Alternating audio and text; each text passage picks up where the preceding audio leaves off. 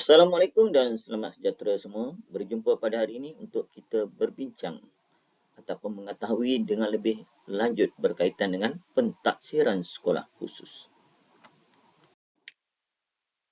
Kita lihat dulu panduan format dan komponen pentaksiran sekolah khusus ataupun singkatannya PKSK yang terdiri daripada 3 bahagian, iaitu yang pertama, kecerdasan insaniah sebanyak 20%, yang kedua, kecerdasan intelektual 70% dan artikulasi penulisan 10%.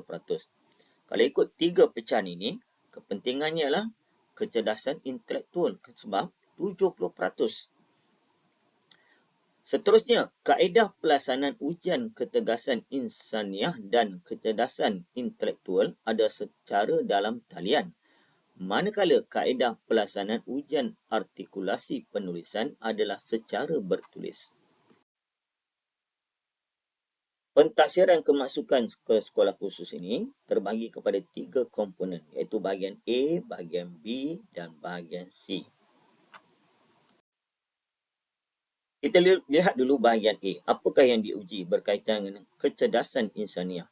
Yang pertama, untuk mengenal pasti karakter murid. Yang kedua, soalan merangkumi EQ, SQ dan SS. Nanti aku terangkan apa maksudnya. Mempunyai 30 soalan objektif. Ada 30 soalan, tiada jawapan betul atau salah. Dan jumlah markah adalah 20%. Kalau ikut di sini, ada 30 soalan, murid jawab. Selepas itu dia akan tahu apa karakter murid berdasarkan 30 soalan yang kamu jawab tersebut. Kita lihat pula bahagian B, iaitu kecerdasan intelek. Terdapat 70 soalan berbentuk objektif dan masa yang diberi ialah 90 minit. Ia merangkumi soalan yang berkaitan dengan IQ, pengetahuan am dan penyelesaian masalah. Terdapat juga soalan matematik dan sains yang bersifat kualitatif dan kuantitatif. Juga ada 10 soalan bahasa Inggeris untuk menguji tahap penguasaan dan kefahaman calon. Dan jumlah markahnya adalah 70%. Ingat, 70%. Manakala bahagian C pula ialah iaitu artikulasi penulisan. Ia bertujuan untuk menguji idea dan pendapat calon berkaitan dengan penulisan karangan. Calon diberi 3 tajuk karangan bahasa Melayu dan calon hanya perlu memilih satu daripada 3 tajuk yang diberi. Jumlah markah iaitu 10%. Setelah mengetahui format berkaitan dengan PKSK, sudah pasti calon tidak sabar untuk mengetahui dengan lebih lanjut apakah bentuk soalan. Cikgu harap anak murid telah pun bersedia. Sekarang kita lihat contoh soalan bahagian A yang berkaitan dengan SQ, EQ dan SSQ. Soalan pertama. Kalau tidak sesuai duduk di asrama, apakah yang patut kamu lakukan? Ini khususnya bagi murid yang tinggal di rumah, tak ada pengalaman tinggal di asrama. Seminggu yang pertama, sebulan yang pertama memang mencabar. Sudah pasti ada yang nak keluar dan sebagainya. Jadi apakah yang patut kamu lakukan? Ini contoh jawapan saja. Minta nasihat guru dan ibu bapa. Seterusnya, berikan sebab mengapa tidak sesuai tinggal di asrama. Situasinya kamu berada di asrama. Kamu tidak rasa selesa, rasa nak keluar dan sebagainya. Sudah pasti tindakan pertama kamu berjumpa dengan guru di sana, khususnya guru kaunseling. Ceritakan apakah masalah yang dihadapi dan seterusnya hubungi keluarga. Ceritakan kepada mereka, minta pendapat mereka. Biarlah ibu bapa yang membuat keputusan yang terbaik untuk kamu. Itu contoh jawapan saja. Soalan yang kedua.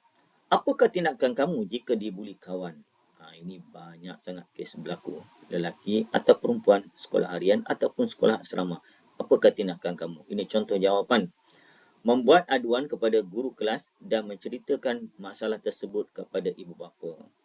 Jika kamu dibuli, jangan terus kamu memendam rasa, kamu biarkan yang membuli terus seronok membuli, dan kamu yang membuli, yang kena buli sudah pasti akan rasa stres dan tertekan. Ceritakan masalah kamu kepada guru dan ibu bapa. Kita lihat pula soalan bahagian B yang berkaitan dengan soalan IQ dan pengetahuan am. Contoh soalan pertama. Adat perpatih dikaitkan dengan negeri mana? Adat perpatih ni ingat Negeri Sembilan. Soalan yang kedua. Apakah tasik yang terkenal di negeri Terengganu? Tasiknya iaitu Tasik Kenyir.